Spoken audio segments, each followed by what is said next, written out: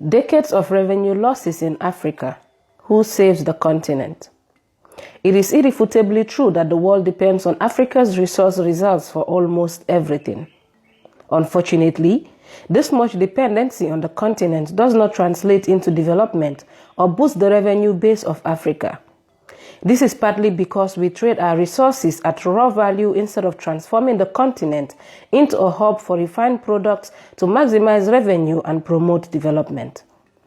Few people have taken steps to help solve part of the problem.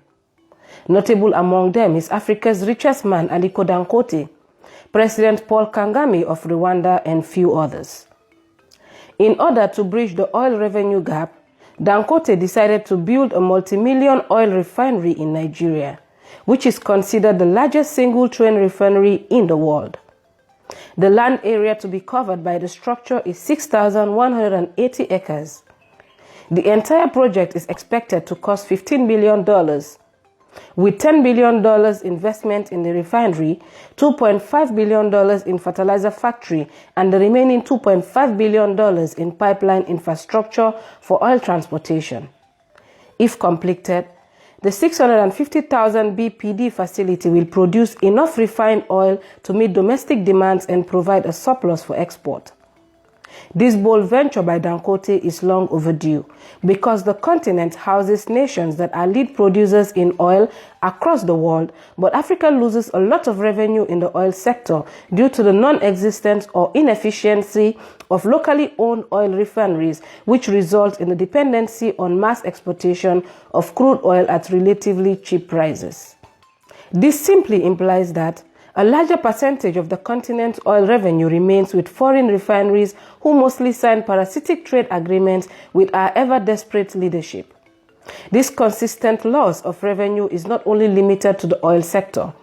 It spreads across all other resources of the continent, including minerals used in the production of mobile phones, laptops, airplane engines, amongst many others.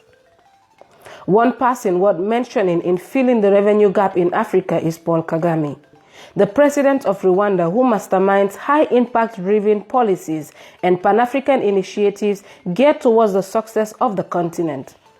In recent times, Rwanda has been in the news for opening a factory that produces homemade smartphones, aside the numerous development initiatives ongoing in the country. In an attempt to make the country a regional technology hub, Kagame, together with his able national servants, initiated the original manufacturing of these phones in Rwanda. The phone named Mara uses Google Android operating system with the X and Z models costing $190 and $130 respectively. This initiative will definitely help us make good use of our tantalum and other minerals used to manufacture smartphones instead of exporting them away at cheap prices just to end up paying more to secure mobile phones. In the long run, Rwanda will equally supply such phones across the world to help generate enough revenue. This and many other initiatives must be promoted to help establish a positive relationship between our resources and the general development of the continent.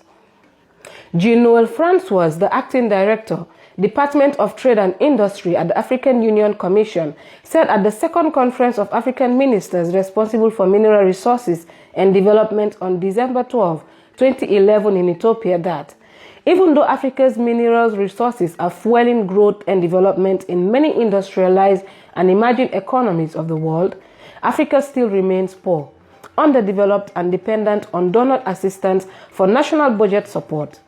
Statistics equally have it that Africa produces 75% of all the cocoa in the world, but the continent gets only 2% of the $100 billion revenue from the chocolate industry.